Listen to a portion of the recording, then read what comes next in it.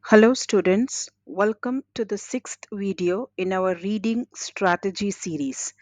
This week we'll be learning about making inferences. So let's start. By the end of this video, you will understand what making inferences means and how to use this strategy to figure out or find out the information that is not directly stated in a text. So let's start with what does making inferences mean? First, we'll understand the meaning of it. It means when you find out something that the author does not say directly, it is not directly written in the text, but you find it out by using clues. You use clues from the text and also what you already know about the topic. You combine both and make a guess to understand what the writer is trying to say. That is called as making inferences, finding out something that is not directly there by using clues from the text and by using your previous knowledge about the topic. You combine both and you find out what is not there directly in the text. Okay, this is called as making inference. Here is an example. If you read, the boy was shivering and pulled his jacket tightly around him. So here you can infer that it is cold outside, even though the text does not say it. The text, what does the text says? The boy was shivering and pulled his jacket tightly around him. There is nowhere mention about the cold weather, he is feeling cold or something like that. But you infer, you understand, you find out the meaning or you find out what is actually there by using the clues. What are the clues? Shivering and pulling the jacket. When you shiver, when you pull your jacket, when the weather is cold. So, in cold weather, how you feel, that is your previous knowledge. You are combining your previous knowledge about what how people feel in cold, and you are using the clues given in the text, which is shivering and pulling jacket. Combining both, you infer that it is cold outside. Clear? Now let's move on to see why is making inferences important. Now, authors or people who write the books, text, or stories don't always explain everything in the text. They don't write explicitly everything in the text. They expect, they want readers, like people like you and me, to figure out, find out something on our own. So, making inferences or guessing helps you understand what's really happening in the story or text, even when it is not said directly. Let's take another example. You are reading a story, and there is a character in a story who's frowning and crossing their arms. Okay, there's nothing written about how the character is feeling, but there are the words frowning and crossing their arms, which shows or you can infer from this that they are upset or angry. Okay, now let's now look at how to make inferences. So here I have given three strategies which you can use to infer the meaning, which is not directly given in the text. First one is to look for the clues. Second is use your background knowledge. And third is to ask questions while reading. Let's check it one by one. Now, look for clues in the text. Pay attention to small details like actions, what the character or the person about whom the text is, what he is doing. Or pay attention to the words, keywords, important words, or feelings of the characters. Then it will be easy for you to infer the meaning using these clues. Now, another example is here. If a character, a person in the story, says, I can't believe this is happening again. Okay, he's saying, I can't believe this is happening again, and roll their eyes. So you can infer that they are frustrated. When you are frustrated, you say that you can't believe and you roll your eyes. So using your background knowledge and the clues here, can't believe and rolling eyes combined together, you infer that the character is feeling frustrated. Okay, now the second one, use your background knowledge. Now think about what you already know and combine it with the information in the text. When you combine these two things, it will be easy for you to make an inference.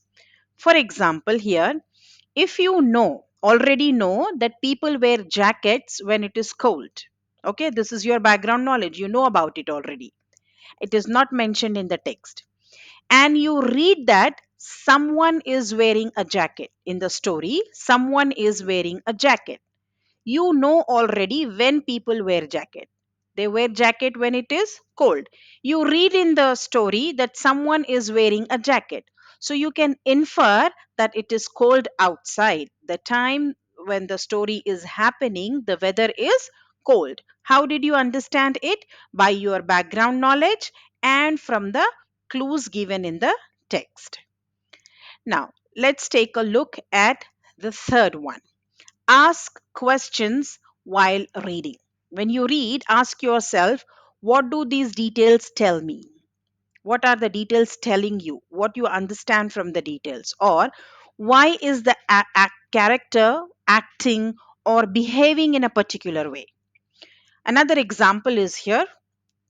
If a character is avoiding eye contact, means not looking directly into the eyes of other person and speaking softly in a very low voice.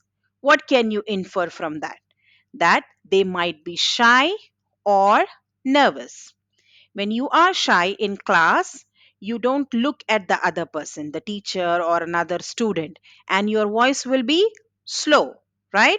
So, here also in the story, you read that someone is avoiding eye contact and speaking very slowly. They're not looking at the person and speaking very slowly. That means they are either shy or nervous. So, these are the three strategies that you can use to infer the meaning. Now, let's do one practice of making inferences. Here is a short sentence. Can you infer what's happening? Now, read the sentence. The dog ran to the door, wagging its tail as the car pulled into the driveway. Now, the dog is wagging its tail, and there is a car pulled out in the driveway. Now, what do you infer from this? Let's take a look at the question. What can you infer from this sentence? Is the dog hungry? The dog is excited because someone is arriving? Or the dog is tired? What do you infer from this? That the dog is wagging its tail near the door and there is a car pulled on the driveway. Okay, let's check the answer.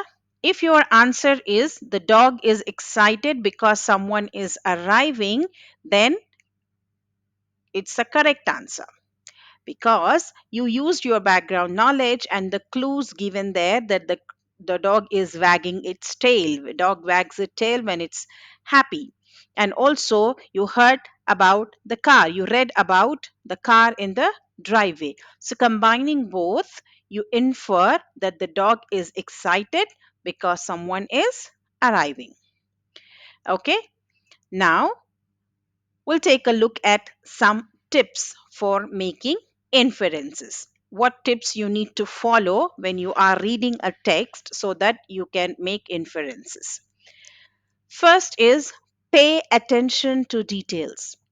When you are reading, always look closely at the details in the text because the text in the text itself it gives you clues about what's really going on, and those clues will help you infer to make the inference. Okay. The second tip is use what you already know, your background knowledge. Think about your own experiences and how they connect to the text.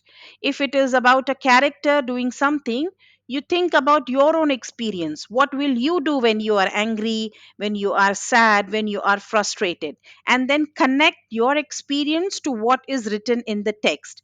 Then it will be easy for you to make inference. And lastly, trust your inference. It's okay if your inference isn't directly in the text, it's okay. If it makes sense and is connecting or related to the clues, then you are on the right track. And again, you will develop all these skills with practice. Now, let's recap what we studied in this video. Today, we learned that making inferences is about using clues in the text and about your own knowledge to find out something that is not directly said. Okay, you use the clues given in the text, you use your own knowledge, your own experiences, you combine both of them, and you find out something that is not directly said by the writer in the story or in the text. Now, what are the next steps? In our next class, we'll play some games to practice making inferences. So, see you in class where we'll put your inference skills to the test with exciting challenges and games. Till then, take care. Have a good day.